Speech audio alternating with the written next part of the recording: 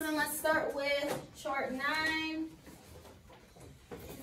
Okay, on 3, let's do it together. 1, 2, 3. I-N-G says ing, ing, and pointing. K-N says and not.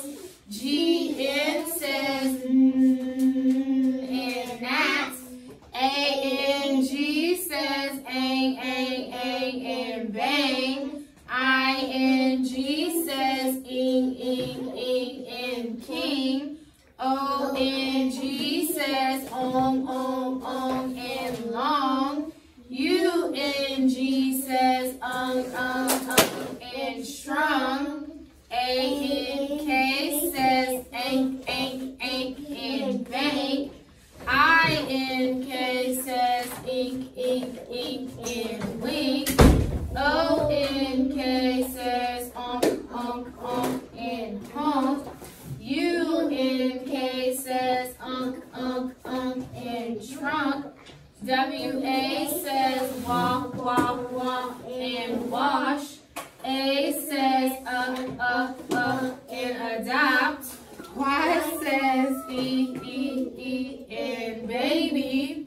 L-E says and little. E-D says and wanted. E-D says and looked. E-D says and played. All right, excuse me. Today we are going to move on to our next 2 sounds off of chart 9, which are W-A that says wa, like in wash, and A that says like in adopt. Wait, 61? I told you that was coming.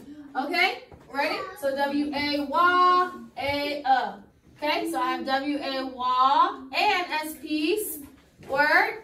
Wasp. Wasp. Next, A, O-U, ow, word? About. About. Next, A, G-R, gr, long vowel E. Agree. Agree. Next, W-A, wa. What? Want. Next one, W-A, wa. E-R, Water. water. And last one, A-O. Vowel, I'm sorry, special sound O. Go. Go. So that's W-A that says wa, like in wash. And A that says like in adopt. All right, let's practice some opposites. Remember, opposites are 2 things that are totally different from one another. Now, they have to match each other, though. Like, if I'm not doing that thing, then I'm doing the other thing. It can't be something like the opposite of run is to sit. That does not make sense, right? So, opposites have to match one another. If I'm not doing this, then that means I'm doing that. So, out. What is the opposite of going out would be to go in. The opposite of small would be big. Where's he got hands? That's fine, you can say. The opposite of cold would be Hot. Well, it could be warm or hot. Either one is fine. The opposite of tall is short. See how they match one another? Opposite of boy would be girl. The opposite of walking would be run.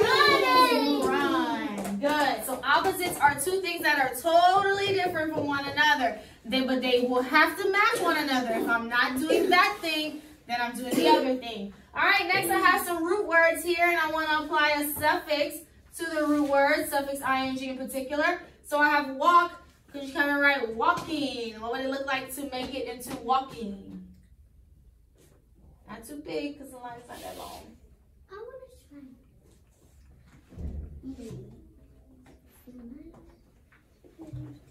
I told you 100 facts was coming. I did tell you that. 100 facts. I said that. We're calling them to do this tomorrow. Good. And so all she did was add ing, walking. Next, look. Let's turn it into looking. If somebody don't know how to spell this right, I'm going to beat them up. Can't they know?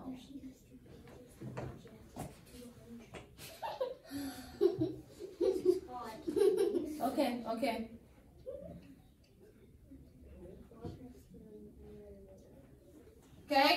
All we do is apply the ing to the end. Next, I have think. Let's turn it into thinking.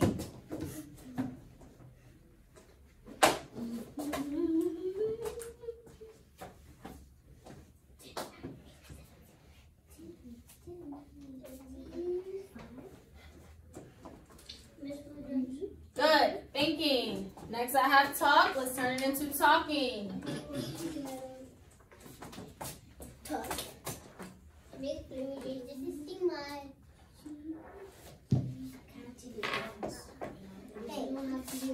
No, you have to write the word talk first, then add ing. We have to do it tomorrow. Talk is right there. We have to do it tomorrow again. We have to do it tomorrow again. This is permanent, yes.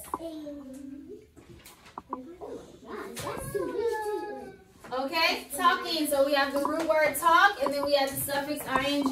It turns into talking. So remember, your root word is your beginning word. The word that is a word on its own, and it stands by itself. But then it turns into a new word when we apply that suffix. Suffixes go in the back at the end. So we'll get to ed soon, which are the last three on chart 9, and then we'll eventually move on to our next set of suffixes. Okay? So that's our phonics lesson today. You can do your workbook page 61.